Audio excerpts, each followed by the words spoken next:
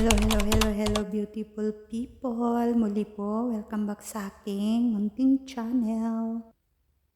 Kung ikaw ay bago pa lamang dito sa aking channel, pa-subscribe naman po para updated ka sa mga videos na i-upload ko. Sa mga bago pa lamang po sa channel ko at hindi pa ako kilala, ako po pala si Marivic.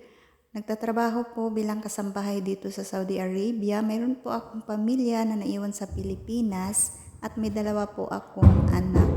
Kaya po yung mga upload ko na mga videos dito sa aking channel is all about buhay ng kasambahay or buhay ng OFW dito po sa gitnang silangan. Hindi man po tayo pare-pareho ng kalagayan dito sa gitnang silangan dahil mayroon pong hindi po pinapala dito pagdating sa bansang ito. So, maswerte na lang po tayo kapag mayroon tayong mga amo na puntahan na ganito po, na hindi tayo papakialaman kung ano man ang ating ginagawa. Basta po tuloy lang po tayo sa ating buhay. Kaya po saludo po ako sa mga kasambahay po na nandito sa ibang bansa, especially po dito sa bansang ito. Napaka-strong. Masasabi kong napaka-strong po dahil hindi po talaga madali. Ang mawalay ka sa sarili mong pamilya, ang makisama ka sa ibang lahi, ibang lingwahe, ibang tradisyon. Kasalukuyan nga po pala kami nakabakasyon dito sa maliit na bahay namin. Dito pa rin po around Abha Saudi po. But sooner or later po ay uuwi na rin kami sa maliking bahay dahil po mag-start na naman ang Ramadan season dito sa Saudi. Mag-start po siya ng March 10 or 11. Depende po yan sa buwan. Nakasunod po kasi sila sa pag-crescent ng buwan. Kaya habang naandito po kami sa maliit na bahay ay sinusulit ko na po yung paglilinis. Ngayon po ay itong hagdanan aking lilinisin. Maliit lang naman po itong bahay namin. Hindi naman po ito araw-araw ginagawa at saka hindi po masyadong maalikabok dito. Unlike po sa Riyadh or sa Dammam na masyado po talagang maalikabok. Dito po ay kung araw-arawin mo yung ginagawa mo, hindi po talaga siya mag-aalikabok. So yan, nagpupunas po ako ng hagdanan. Isa-isahin ko po yung mga grills na yan para po malinis. And then pag umuwi na po kami sa malaking bahay, ay may iiwan na naman po ito at wala naman po maglilinis. Every year lang po ito napupuntahan ng bahay na to kapag malamig na po doon sa malaking bahay ay pumupunta po kami dito para kasi po yung klima dito unlike po sa kabila na masyadong malamig, dito po ay tama lang, hindi malamig, hindi mainit. Kaya dito po nagpipirmi ang matanda dahil po syempre may edad na hindi na po nakakalaban masyado sa lamig ng panahon.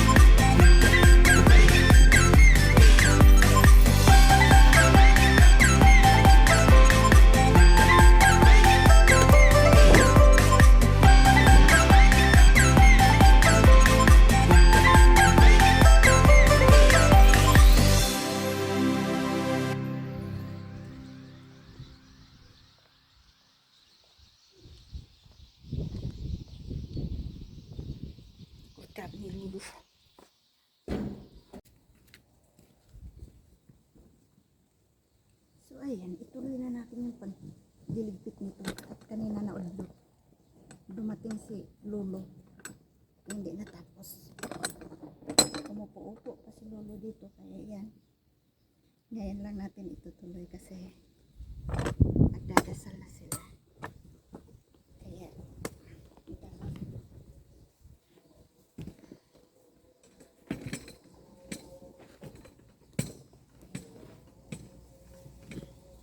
Ewan ko ba kung saan ang galing yung kanina. Biglang nawala, tapos bumalik.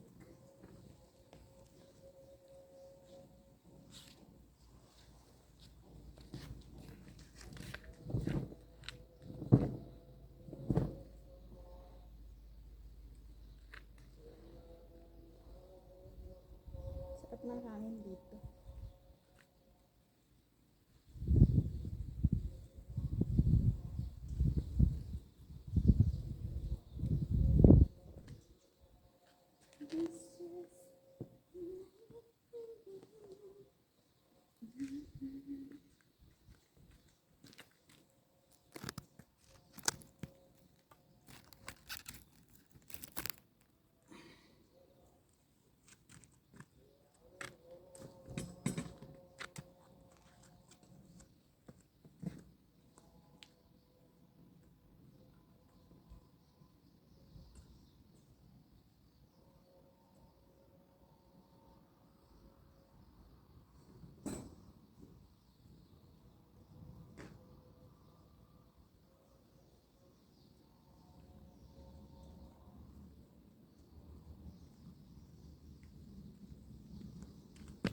So, ayan. Gabi na naman po.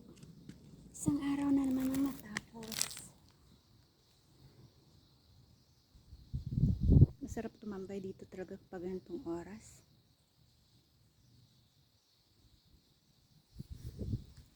Maganda ng paligid ng gabi na.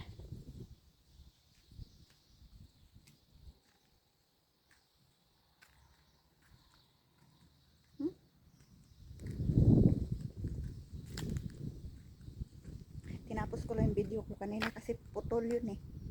Hindi natapos yung pagliligpit natin. Kaya tinapos ko. Ang pangit naman pag in-upload ko nang hindi tapos. So yun. Bye for now. Paalam. Amping Kanunay.